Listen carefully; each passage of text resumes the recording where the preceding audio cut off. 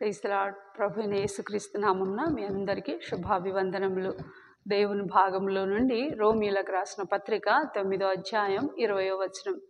నన్నెందుకు ఇలాగూ చేస్తివని రూపింపబడినది రూపించిన వానితో చెప్పున.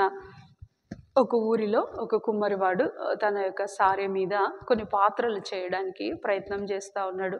ఆ సారె మీద ఆ మట్టి ముద్దను తీసుకొని చేస్తున్న సమయంలో ఆ మట్టి ముద్ద అంటది కదా, కుమ్మరివాడ నన్ను ఫలానా పాత్రలాగా చెయ్యి, నన్ను ఈ రంగులో పెట్టు, నేను ఇట్లా అయితే ఈ రూపంలో అయితే అందంగా ఉంటా అని సలహాలు ఇస్తూ ఉంటుంది. అయితే మనం కూడా పరలోకపు తండ్రిని పట్టుకొని, ఎంతో భవిష్యత్తు జ్ఞానం ఉన్న ప్రభువుని పట్టుకొని, ప్రభువా ఈ పరిస్థితి ఎందుకు అనుమతించావు, నేను ఇలా బాగులేను, నేను అక్కడుంటే బాగుండేది, నేను ఫలానా తల్లిదండ్రులకు పుట్టి ఉంటే బాగుండేది అని మనం సలహాలు ఇస్తూ ఉంటాం. మన స్వప్రయత్నము ఎప్పుడు పరలోకపు మహిమను దొంగలించేదిగా ఉంటుంది. దేవుని యొక్క ఆలోచనను ఆలస్యం చేసేదిగా ఉంటుంది. ఆలస్యం అయినా కొలది మనము దేవుని యొక్క స్వారూప్యంలోకి రాకుండానే ఆగిపోతూ ఉంటాం.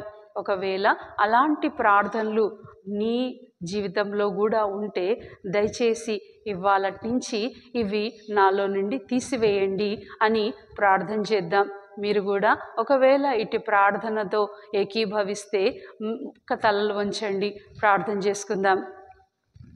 ప్రియమైన తండ్రి, యేసు ప్రభు ఘనమైన నామంలో దేవా మేము ప్రార్థిస్తున్నాం. కానీ ఏవో అనవసరమైన సలహాలు తీసుకొచ్చి ఎన్నో చిక్కుముళ్ళను తీసుకొచ్చి పెట్టుకుంటున్నాం.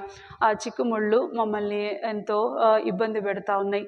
నీ ఆలోచనకి మమ్మల్ని దూరం చేస్తూ ఉంటున్నాయి. నీ చిత్తానికి మమ్మల్ని వ్యతిరేకంగా తీసుకెళ్తూ ఉంటున్నాయి.